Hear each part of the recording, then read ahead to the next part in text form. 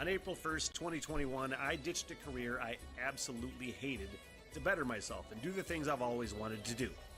And that included my growing love and obsession with Ireland. I want to learn everything: culture, history, mythology, music, and the language. Which, if I'm being honest, looks really hard to learn, but I'm going to give it the old Smith try. Then, of course, there is my love of pubs and the role that they've played throughout history, and no better example of that than on that beautiful, beleaguered island in the North Atlantic, Ireland. April 1st, 2026, I depart for the Emerald Isle, and for 1 year, I'll hike town by town and conduct interviews with pub owners, pub regulars, historians, town know-it-alls, musicians, and basically anybody that wants to talk to me.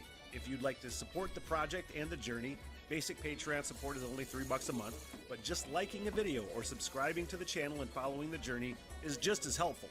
I'm always looking for volunteers to work as liaisons for the project too, so if you live in Ireland and know people, feel free to hit me up. This is a huge goal and I need all the help I can get. The Smitty Learns Irish Pubcast begins April 26th and will be my life's work. Thank you.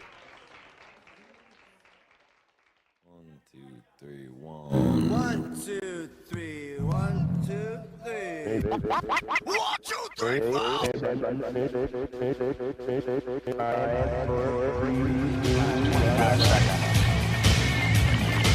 Is that when you said blowjob on the radio? Like 10 times. I'll tell you the story. I thought I was equipment. I bought 3 microphones, but I didn't pay attention to what I was buying. It's a 3-pack. 3-pack? Oh, I have 9 microphones. What the hell am I going to do? Interview a baseball team? I'm tired of your fucking bullshit, you know what I mean? I'm tired of all of this nonsense that I just want no part of anymore. I'm going to do my own fucking thing. Fuck all of that. 2, 1, action! What the hell? Everything! Oh, boy. And welcome. Ooh, let me get my stretch in. Oh, back's cracking. Oh, my God. Am I having convulsions? Fuck. My old back is feeling old. Welcome to the Smit Hole. My name is Smitty. Welcome to the What the Hell Everything podcast. Happy What the Hell Everything Day, Friday the 13th. And it's always been a good day for me, man. Granted, I started smoking again, but that was the day I quit smoking a couple years ago, almost now. November 13th, 2020, right in the middle of the pandemic. And that was when I was like, I can do anything. Thank you so much for coming on. A lot to fucking ramble about today, man. It is a good day. It is so past due. I literally just looked right before coming on and was like, holy fuck. When was the last podcast you did? I mean, I've done reaction videos and did live stream reaction marathons on Patreon. Hint, hint, hint. That link is in the description. And then, of course, Spotify. If you ever want to download a podcast, take it on the commute. There you go. Anyway, the point of the story is that I looked and I was like, the last podcast was September 12th. I think, or September 11th. I'm not sure. And man, it is just a well-deserved break. I took a break from a lot of brain work. Big vacation. So what are we at? Fucking Friday the 13th, October 13th. It is cold. It is fall. It is gross. It is yucky. My brother doesn't have the heat on. I don't know if he has the heat on or if he just like turns it down when he goes to work. Obviously the studio's in his home. And I would send him a text or something and be like, Mr. Scrooge, can I get another lump of coal for the fucking fire? My British accent is terrible. Hint, hint.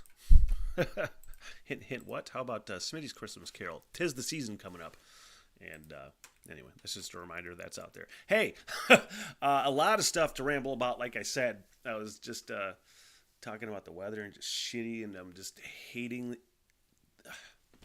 I don't know why any place I want to live is basically the same climate that I live in now, and I hate the winter. I love the summer. Anywhere I want to live, though, it's like fucking Montana, Colorado, the Rocky Mountains. It gets really fucking cold in the winter, a lot of snow, just like northern Michigan. Ireland, I know it's gray and, it's fairly moderately temperature-wise in Ireland. I want to say it kind of tops out or bottoms out in like the mid 50s Fahrenheit. My Celsius conversion is not where it should be yet. But that's about as cold as it gets in the winter. But it is like gray and rainy all the time, kind of like Seattle weather. But I'll take that. Anyway, I was telling my mom actually asked me today. She's like, what did she say? She said, I don't know why you men. I'm like, where is she going with this? I don't know why you men just put off the cold weather for so long and you just blah, blah, or whatever she said. Insinuating she doesn't understand our hatred for the cold weather and why we want to extend summer as long as possible. I'm like, and I just laid out all the fucking reasons why I hate cold weather. I'm like, Mom, first of all, it gets starts getting. I like the colors on the leaves for like a week, and then it just gets rainy and gray. The leaves fall off. It gets shitty. It starts getting, when the snow starts, it's just fucking yucky. And it just makes me feel like, okay, we're gearing up for 6 months of self-hatred where I'm just going to sit inside and hate everything. Need to get back out snowshoeing, That's a good way to kick that seasonal depression. Then my mom goes, well, why don't you get one of those sun lamps? I'm like, I've considered it. I'm considering a lot more lately. I was thinking about, man, this fucking winter is just going to be seasonal depression at an all-time fucking high. But I'm ready for it. I'm ready for it. I'm going to get me a couple sun lamps, maybe one for the Smitty hole, maybe one for the house, maybe one for work. I wonder if I can get a sun lamp fucking visor where it just shines sun rays into my fucking eyes. Just blinded by the light, wrapped up like a douche in some motherfucker in the night. Those are not the correct lyrics for that song. Hey, let's do the word of the day, man. The word of the fucking day, and then we're going to just start rambling. Where's the word of the day, Smith? There we go. Ooh, macabre. I like that word. 'Tis the season, man. Macabre. Shut up! That's not how you fucking say that. I thought it was macabre. Hang on a second. Macabre. No shit, macabre. I've been saying that wrong my whole life. I like learning things, but I also just hate feeling like a dumbass for a really long time.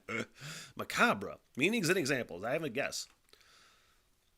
Made me think I did a reaction yesterday on the Patreon live stream for Duran Duran. They have a new song called Dance Macabre. I thought it was a cover of the classical song, the classic classical music song, but no. But it was a super fun, scary video, even though the song was kind of lame. Anyway. Macabre. Gruesome and horrifying, ghastly, horrible. Where does this fucking word come from? Recorded in English for the first time in English in 1400 to 1450. Macabre comes from French, most likely from the phrase danse macabre, dance of death. And I thought it was pronounced macabre. I thought the French part didn't pronunciate because I took a year of French. I know I don't retain anything. But I thought the B-R-E was not necessarily enunciated. Danse macabre of uncertain origin refers to a symbolic dance in which death, represented as a skeleton, leads people or skeletons to their grave. No shit. Okay. I mean, I kind of had an idea. But anyway, maybe I'll throw that into the macabre repertoire at some point during the podcast if I can work it into a nice, fun, productive sentence. Anyway, it's a little challenge for myself. Yeah, I went on vacation. A brain vacation. There was a couple. I say it a lot. It's easier to do like a Patreon reaction live stream because I'm not just talking about the things and all the things that are going on.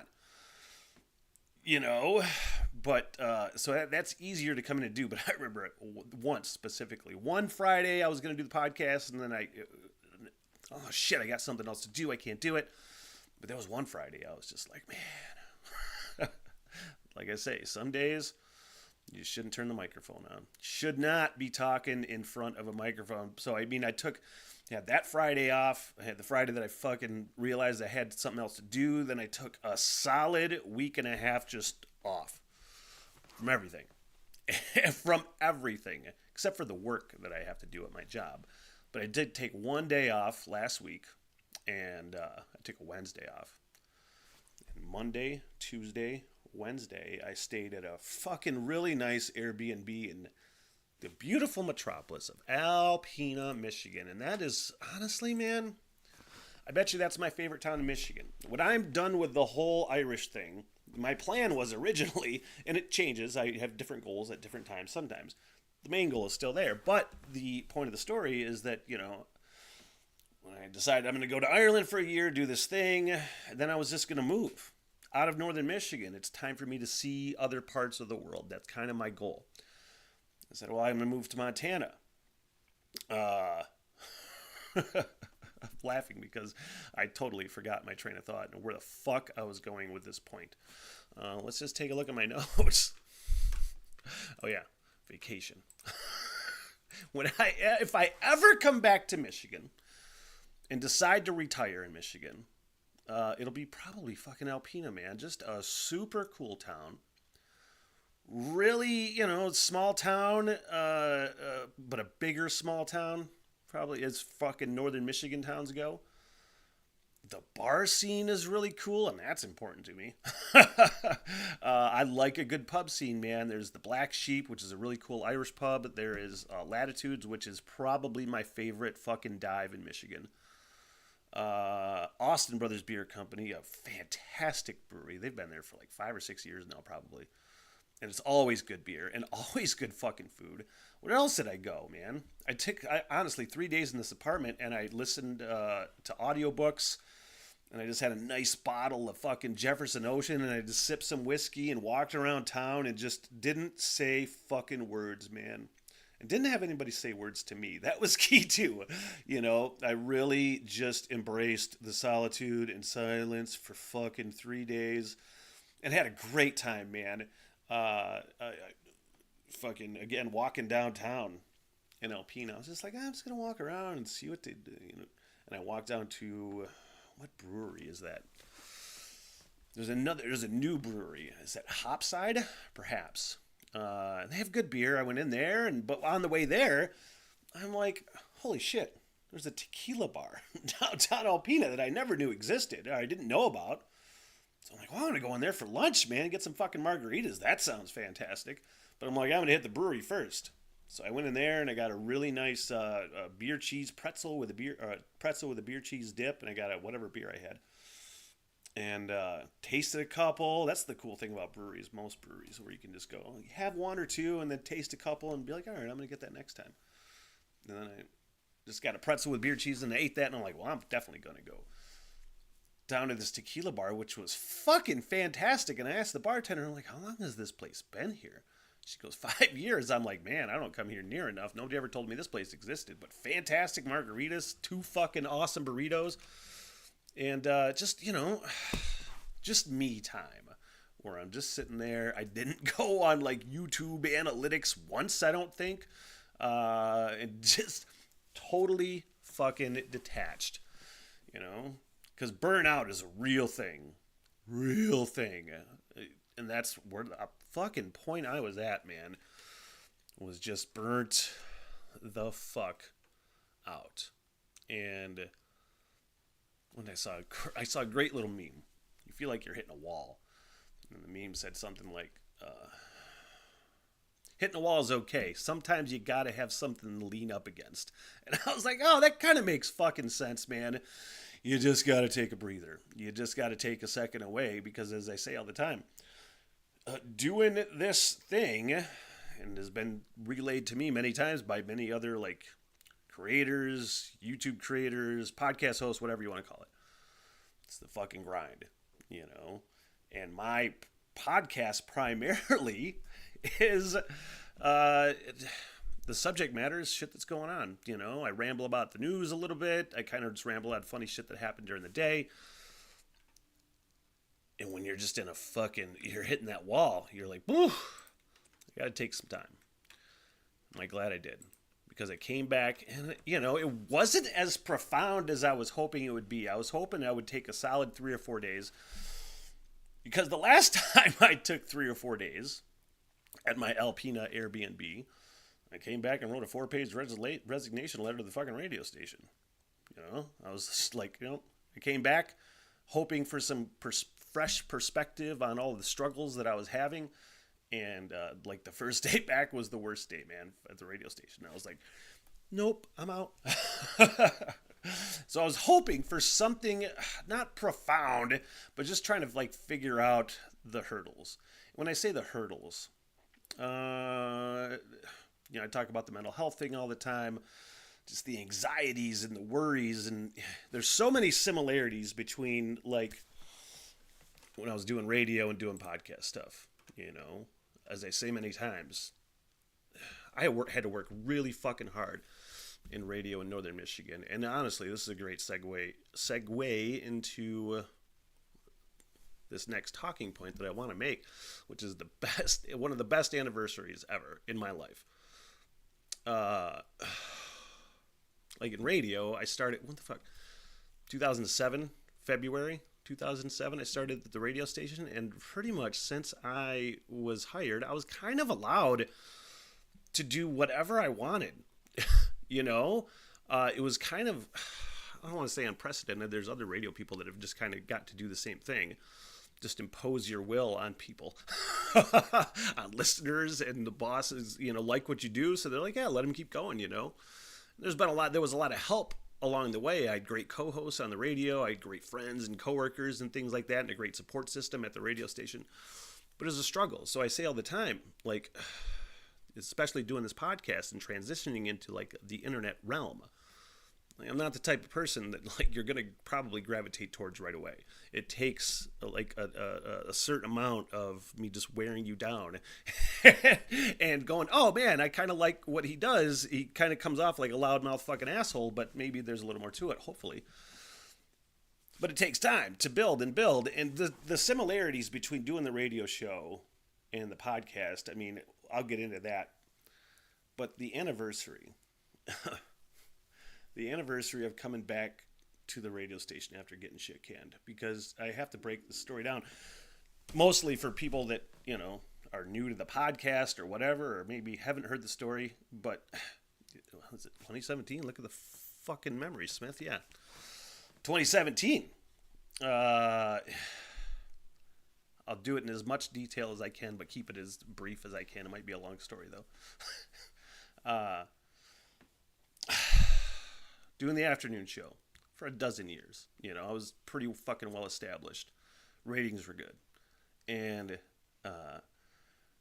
I had heard that from a buddy of mine, Tim, texts me and goes, this fucking guy on the afternoon show, dude used to work at our company. I kind of knew how he operated and kind of knew that he was kind of a shitty person, But he goes, this guy who's doing the afternoon show on the other competing rock station just totally ripped off your bit. The bit was called The Box. I did it at the same time every day for a fucking dozen years almost. And I'm just like, I would say, oh, it's The Box. We're going to pull a song out of the box you haven't heard on the radio in a while. And that was the gist of that. And he goes, this motherfucker is doing a segment called The Bag. At the same time, pretty much, you're doing The Box. And we're going to pull a song out of a bag that you haven't heard on the radio in a while. And I'm like, God, Jesus. And I made the biggest fucking deal in the world. I called this motherfucker out hard on the air, actually played a clip of him doing this bit, and used words like fuck, but were bleeped. I think I said something like, if you were in front of me, or if I could reach through this microphone, I would punch you in the face. I'm like, you fucking rip-off artist. And I kind of went into his history as a rip-off artist. Documented history. It's all alleged, by the way. That was it for a while. And I actually posted it to SoundCloud. Now, not only was it on SoundCloud, and I shared it to my personal social media going, fuck this guy, which he commented on. He goes, you want to fight in the backyard of a playground like a bitch? No, I just call people out with words and then make them look stupid. But somebody, and I know who, more or less, took that bit on SoundCloud, along with another bit on SoundCloud, which was another video that Tim sent me of this song that was just a funny cunt, hunt, you're a cunt, cunt, cunt. It was all internet, And some fucking buddy, I know who, I pretty much know, took those two bits, put them together, sent them off to advertising agencies, and insinuated that it basically all went on the air. is this the guy you want representing your company? You sponsor that show, blah, blah, blah. And I was probably 2 weeks later, I got a phone call. Hey, the shit is hitting the fan because of this email that was sent to all these advertisers. You're gone. That was fucking it. There was no questions. There was no anything. And because they had thought that all of that went on the air. And that was it. I was done.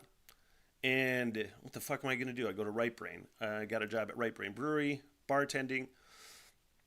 And then over the course of several months, when was that? July of 2017? Yeah. Then in October of 2017, after what I have to, let me just play this bit. I'm actually going to share this on the video of my first show back. It's the first talk break. Talk break is just whatever segment, how long you talked for in between songs. I should say after all sorts of like soap in the mouth shoots for the promotion of Smitty coming back, which was fantastic. This whole promotion, just honestly, that soap was awful. But that Smitty's back, I promise to be a good boy banner. I think I was told that it was going to be a billboard, but I'd forgotten that it was going to be on a billboard, and I was just at the light at 3 Mile and 31. And I was like, what the fuck?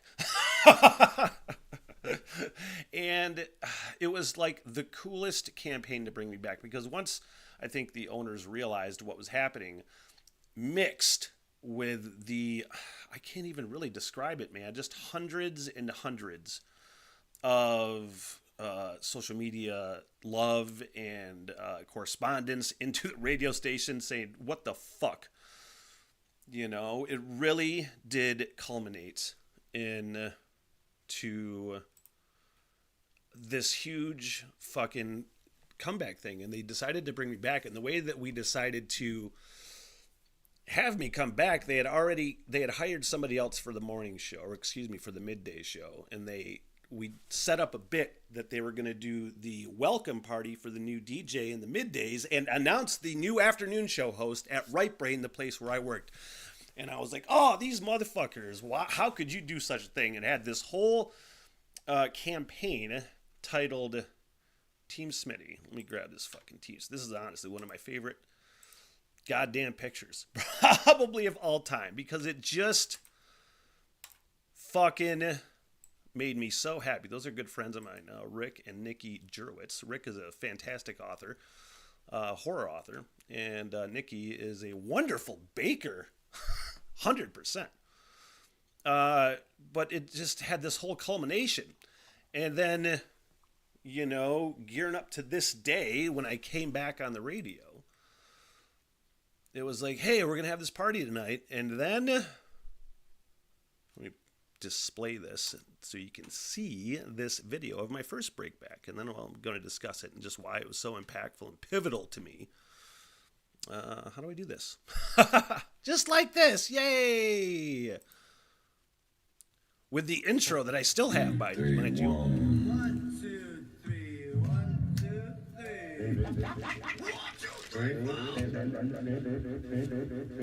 Stoke level is at level 11.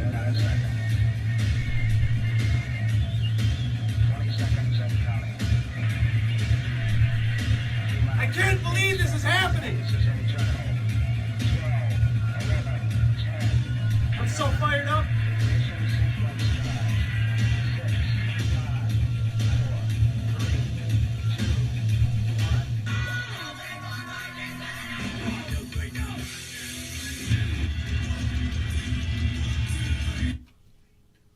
Action! Honestly, when I say the Stoke level was level 11. Also, when I watched this, I'm like, oh my God, how fucking in your face of a DJ was I that I really tried to transition into the podcast realm for a minute until I figured out how to relax. Holy cow! Did I ever think this was going to happen 3 months ago? No, I did not. Smitty on Rock 105 and 95.5. Back from summer vacation. Stop yelling. Today is going to be a huge slurp fest. Phones are open, 888-955-1051. The text lines are open, 888-955-1051. I'm going to have guest Radio Batman. He's coming in studio. He's going to do Hollywood Hell with me, sit in for a little bit. And, of course, we are rocking it out at Right Brain tonight. Huge party. I am the most nervous I've been to be on the air in so long right now. Coming up today, I'm going to fill in one person on what exactly happened 3.5 months ago, not weeks ago. I forgot I did that. Because we couldn't necessarily talk and give details about what happened, trying to avoid that kind of thing. So I had one person call, and I just recorded the conversation and then bleeped out all of the details and had them go, oh my God, wow. Leave people guessing. I'm going to have your 420 break. I will have Tom Petty for the box. It is Foo Ride Day today. NASCAR Steve's in the studio with Also, like an egotistical fucking dickhead, I had the box, and I played Tom Petty, the last DJ, and I was like, I kind of feel that. Playing Race Report. At some point, I might play Stuttering Smitty. I don't even know if I have that file anymore saved. But, yeah, I'm back, man, and details on Right Brain coming up in just a bit. Whew! Now I'm going to crash from this adrenaline rush. No rain, it's Blind Melon, Rock 105 and 95.5. Thanks, all. Seriously, I 100%, especially watching back old podcasts now, like the first handful of podcasts, doing it solo and trying to have that amped up presentation. It's so fucking brutal to watch. We're sitting here at 48. And again, we still got our crop of guys. We're ready. We will, but not right now. Not right now, Brad Holmes. I could listen to you talk football all day, but now is not that time. But man, it was just such a pivotal moment, that whole build up and then talking to people, because when I say the similarities of, the struggles, I didn't know I was good at radio for the longest time. I thought I sucked. I thought I was the worst with the stuttering Smitty thing and not being able to formulate fucking thoughts on the air. But what was always told to me that people like that you're genuine, and I actually had a conversation one time with Cartman, who was the morning show host, and it was a kind of deep conversation where I just didn't feel like I was good at all. I felt like I was terrible. And then imposter syndrome, that's the best way to put it. I just feel like a total outsider. But then, seeing all the support and seeing all of the genuine comments about why they liked your show and why they liked you. And I had people come into the bar when I was working at Fresh Coast and saying, are you Smitty? Yeah. Well, nice to meet you. And really just went out of their way to say something along the lines of, man, you were the one guy that I listened to. You were the one guy that when something happened, I wanted to tune it in and hear what you had to say. And I had a lot of people say things like that. And that was kind of one of those things. You get enough people, not only listeners, but I'm talking about bosses who've been in radio for 30, 40, 50, 60, a million fucking years, people that have molded huge talent before have told me, keep doing what you're doing. You're fucking awesome at this. So you get enough people telling you you're good at these things, you kind of go, oh. And I finally just had a fucking moment, man. A real breakthrough moment where I had finally realized that holy fucking shit, I really am good at this. I can't tell you how impactful that was, to finally figure out your worth, to figure out what you're good at, to figure out what you enjoy doing and why you enjoy doing it. And really the main reason I really fucking enjoy making people's day feel better, making people feel better and have a good day, lifting up moods, talking about things from a different perspective than maybe they're hearing or something along those lines, I fucking love that shit. And I just, my whole life, I kind of just always try to figure out and knew that I had something to say, but didn't know how to do it. But once I figured out your worth, oh, you're really good at this, as long as you're comfortable. As long as you're in a place where you're comfortable. But then again, you know, starting the podcast and trying to fucking struggling with the format. And then I did the Sunday morning talk practice and kind of just had breakthroughs right there. I'm like, and it allowed yourself to fucking calm down, you know. And lately, I have had the same sort of fucking imposter syndrome things, confidence issues. So when the memories popped up today, and again, over the course, I've kind of worked myself back from vacation the last week or so. Did a couple live streams yesterday and have felt better, you know, and felt a little bit better here, a little bit better there. Kind of realizing that the things I was having confidence issues on were total bullshit. Once you realize that your brain makes up these things and you can see through it, it makes it a little bit better. Okay. So realizing that some of these fears are bullshit, and that some of the confidence issues you had, you just totally made up. Realizing that, and then these memories hit. You're like, okay.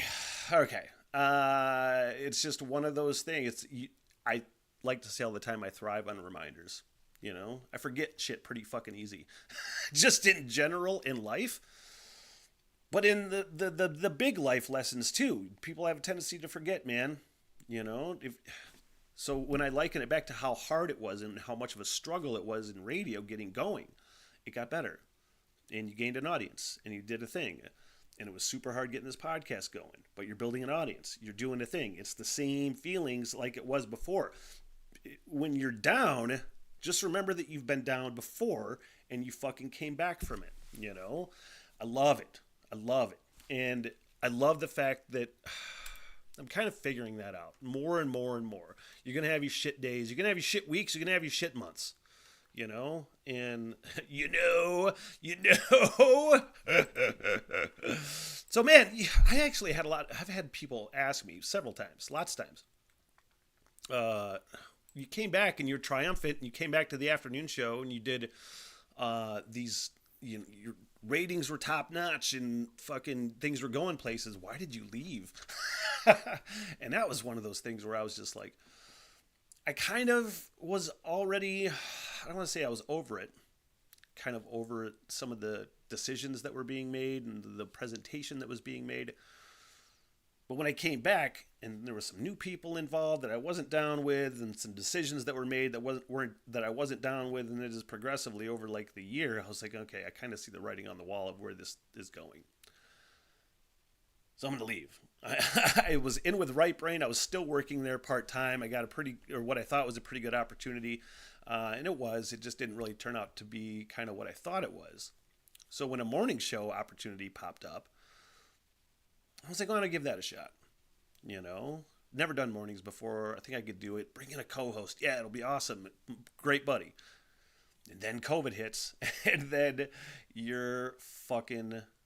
all of the things that you disliked before are just amplified 100%. And you're like, well, I'm fucking out of here. Just all the things, man. Honestly, it's so hard to even listen to radio anymore. I'd like to say, anytime you're feeling like, you know, you miss it or whatever, just turn the radio on. And you'll be like, okay, that's why. That's what I listened the other day. And I still listen to, you know, a couple friends. But I heard this like PSA. It wasn't a commercial necessarily, just a PSA. That was saying, you should go to broadcasting school. Broadcasting's so exciting, blah, blah, blah, blah, blah. And it can be, you know.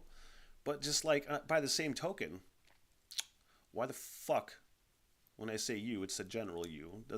Doesn't necessarily single out one radio station or just generalize for all radio stations, but so many. Why don't you fucking hire new talent? You know, when was the last? How many Specs Howard School of Broadcast Arts graduates have you hired? When was the last time? Because when I started, I was a Specs Howard graduate. Good buddy Ryan, good buddy Tim, good buddy Cartman, good buddy Susan, all Specs Howard graduates. They didn't necessarily start there, but that's the whole fucking point of having a small market. you know, and there's a lot of distaste, I will say, about the sound of a small market from some people. It just sounds small market. The beauty of a small market is that it's still, small market radio, mind you, is that it still has personalities running things by and large. That's the only thing that is going to save fucking radio, because all these fucking radio stations that are buying up every radio station around the country, call it Greater Media, call it iHeart, whatever, just are literally taking jocks and putting them on fucking 60, 70 stations around the country. All of the small market radio stations now, a lot of them are following the same models. You're hiring talent from out of the area. People, a lot of times people with names in like bigger areas like Detroit or whatever. Yeah, we'll have them come fucking voice track. Let's record shows on the station, you know? And it just loses whatever sort of magic radio can still provide or could provide. You know, there's all of like, there's no personnel in these fucking offices anymore. It's all skeleton crews. They're doing all the work, and then all the shows are tracked out of area. So it's just like, if you're gonna have PSAs saying how awesome radio is, you should get into radio. Why don't you start hiring people, you know, to do the job, to do the work, because you're a fucking huge part of the problem. A huge part of the problem. But keep on buying radio stations and doing the same thing. I'm sure that'll make things better for you. Anyway, that is my dislike, so to speak, of my former industry. I always think, would I ever go back? And yeah, I probably would go back if I found the right situation. You know, not here in northern Michigan. I thought about, well, maybe when I'm done with the Ireland thing, I could find a radio job somewhere that I could like and just live life and do whatever, you know, and not necessarily worry about the integrity of it. What's next as we move on? Hey, McTighe. I'm Sally Russell, and here's the weather in Sheboygan. That is an inside joke, but Sally Russell was, because what the fuck was it? When was that? That was probably circa 2009 or some shit. Sally Russell, I think, McTighe, if you're still on the live stream, who made that comment, by the way. I'm Sally Russell, and here's the weather in Sheboygan. I'm pretty sure, was that the Weather Channel personalities? I'm pretty sure it was actual Weather Channel personalities that would record their weather. And we would have to just edit them together, you know, and throw them on. And they didn't know how to fucking pronounce Petoskey. They pronounced it as Petoskey or Gaylord rather than Gaylord or something fucking stupid like that. I'm wondering, were they actual Weather Channel people? I feel like they were. But anyway, that's a great example of out of the area. Hey, we'll just get some Weather Channel people. I'm like, why the fuck can't just like first of all, the idea that radio stations have weather reports are pretty fucking stupid. You know, in this day and age, I have 2 weather apps on my phone. I find out before the radio station knows. Plus, most of the time, if there's a fucking weather emergency, there's nobody in the goddamn radio station to make it any sort of like time sensitive. It's supposed to go on the air. Anyway, I'm like, why can't we just read the weather? Why do we have to fucking have Weather Channel people? That's so stupid. Switch gears a little bit.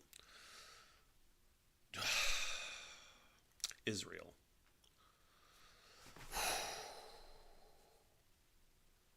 That's a tough one, man. That's a rough one. It's been absolutely horrible to see everything going down in that area right now, man. And it's really hard to even give your opinion I'm watching conversations like on Twitter and things, and Twitter typically is the fucking fuck you, you're wrong, fuck you, you're wrong, fuck you, you're wrong platform. That's the main fucking suspect, I think, in social media. I did just get on Threads, by the way. That link is not in the description yet, but hey, maybe. Anyway, the point of the story is that it's a weird thing to talk about, because I could be more informed for sure. I could be less informed for sure, but I feel like I have a pretty general idea of. It's hard for me to have this conversation without getting into my dislike and distrust of religion, because at the center of it, there are all sorts of nuances and there are all sorts of additional reasons, but the main one is religion. And until people can get over that, I don't know if that area is going to get any better. My one hope, it's probably not true. It's probably just wishful thinking. My one hope is that someday soon, it's absolutely wishful thinking, but with the advent of the internet and with, I don't know, for lack of a better description, more woke people. What does woke mean? There are people that automatically cringe at that word. What does it actually mean? Aware of fucked up shit. That's probably that's the Smitty fucking definition of woke. It is aware of fucked up shit that you kind of are like, oh, okay. Sometimes some things you have to be told and put in front of you. Oh, this is kind of fucked up. Things like that. The more people that are becoming aware, maybe we got to use different words. More people that are becoming aware with the internet, because it's unlike any fucking time in history, man. Any other time, fucking 20, 30 years ago, the same thing happens in Israel and the Gaza Strip. You might see a few camera shots, but nowadays you see everything from every perspective. Everybody's got a fucking camera. Everybody videos, and you see everything. And the more that's happening, like what did I see? I saw, it looked like grieving Israeli families who are being spoken to by, I think, some Israeli defense minister or Israeli official or something like that, and basically got shouted down and said, you fucking people caused all this. And aside from, again, when they say you people, talking about the politicians and the policy makers, because you can talk all day about what Israel's done to Palestine, which is probably apt or a worthy conversation to have. But then also your fucking tactics. Talking about Hamas specifically. The tactics. What tactics did they use? Deception, for one, because I think that they had kind of just lured them the way that I've heard it described on several reports. Kind of lured Israel into just like a false sense of security, that they weren't, that they were just building up these planned attacks for fucking years or months or however long. And just the utmost brutality that I've probably seen in my lifetime. Maybe. I don't know. There's been a lot of fucked up shit. It's one of those things. I don't know if it'll ever get better. I'm wishful thinking, again. But it's horrible, man. And how fucking close are we in the United States from kind of heading down that same road? Thankfully, at least now, until conspiracy theories suggest otherwise, maybe in Utah, there's nowhere in the United States that are like Holy Land for any sort of white people for sure, or any other modern Americans. Maybe Utah a little bit. Where the fuck did the Mormons set up shop? That's kind of Holy Land to those people. But other than that, indigenous people, rightfully so, they have their own, but it's been bulldozed over many times and built upon and really doesn't exist anymore. But I mean, so at least we don't have that. But other than that, the religious extremism in this country is going off the fucking charts with all these fucking cult heroes and things. And it's just crazy.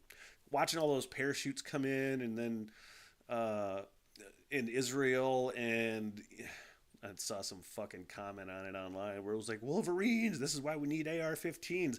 And I am a Second Amendment supporter by and large. I would love real common sense laws to keep fucking firearms out of the hands of crazy people. I mean, that's ideal. It's worth the conversation.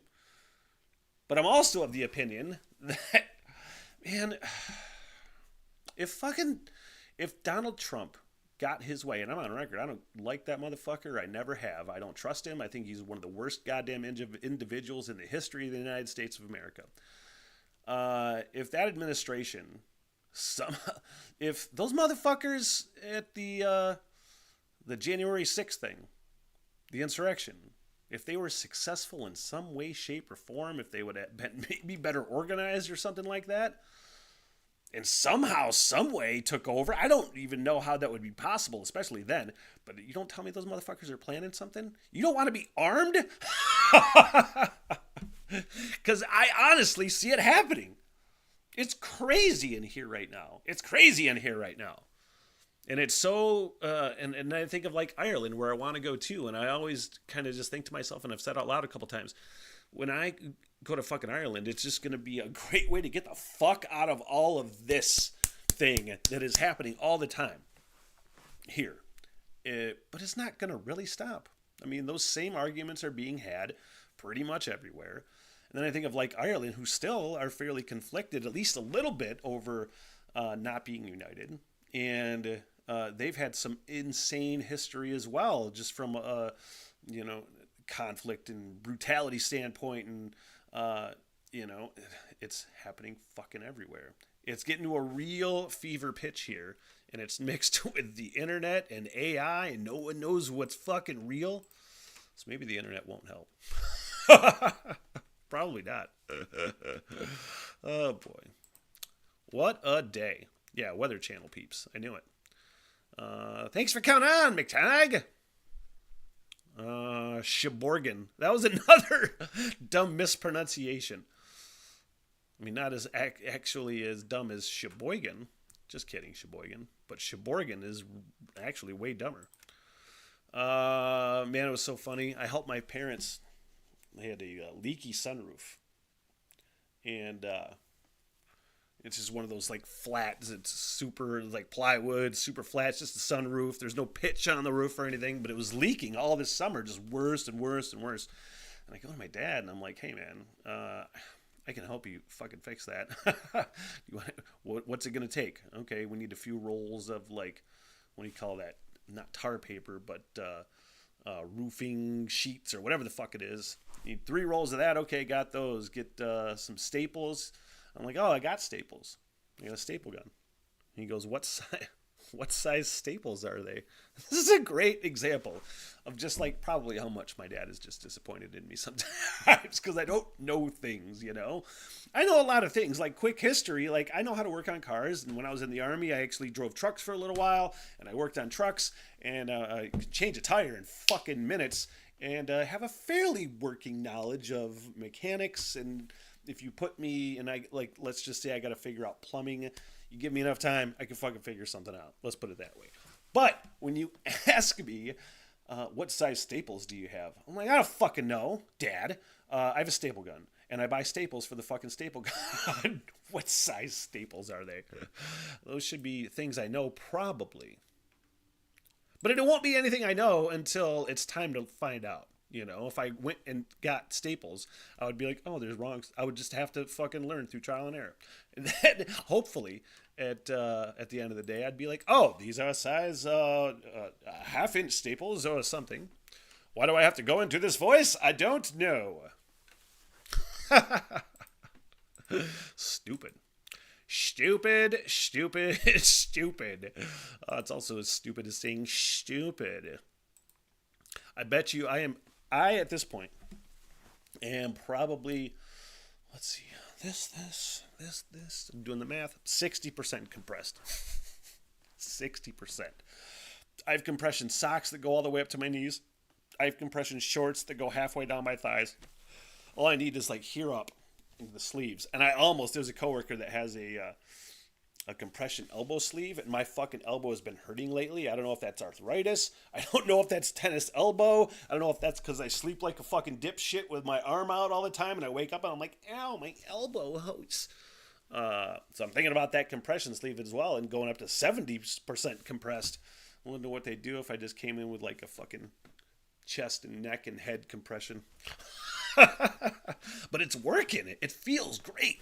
I feel better than I've felt in months, I gotta say.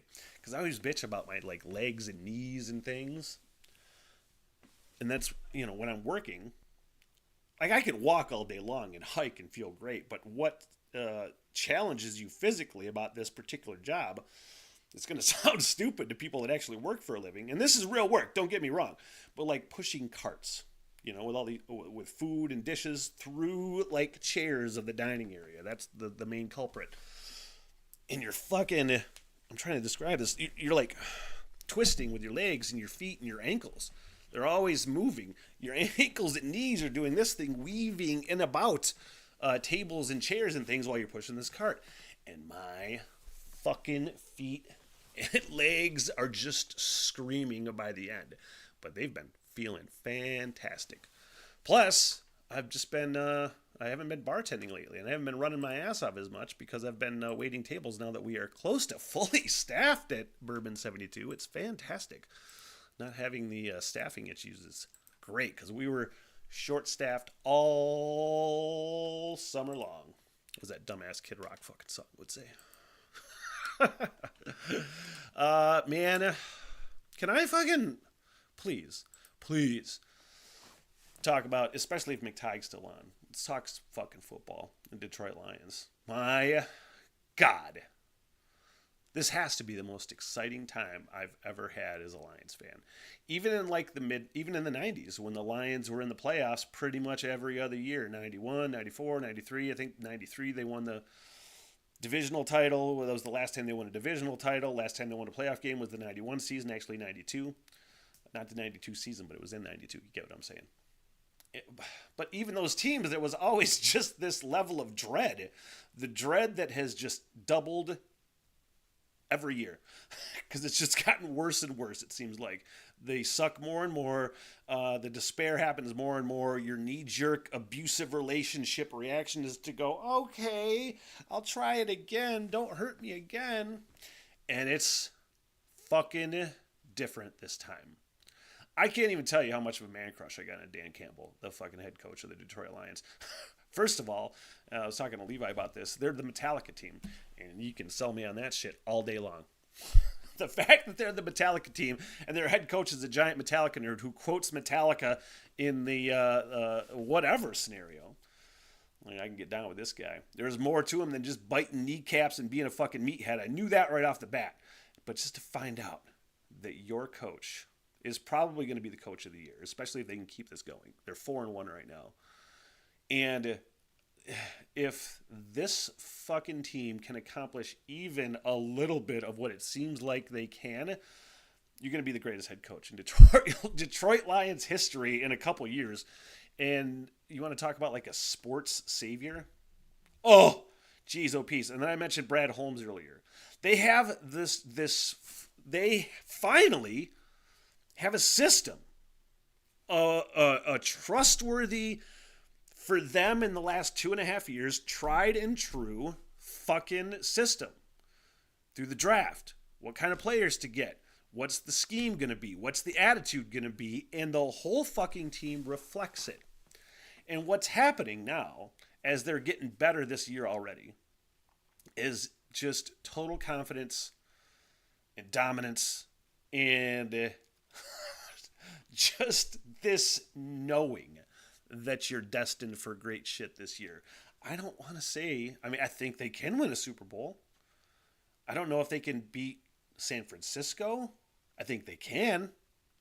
Will they? I don't know. But fuck, man. What do we got? Oh, I want to say, Monday Night Football is 2 weeks away. And I'm definitely probably going to do at least a pregame, probably just a pregame for the Monday Night Football live stream with Brother Levi, maybe Brother Josh, just sitting in the living room talking fucking football. But it is so exciting right now to be a Lions fan. And it's really just timing out perfectly. Because if they can be good, and I can see them win a Super Bowl before I move, and plus I can watch online.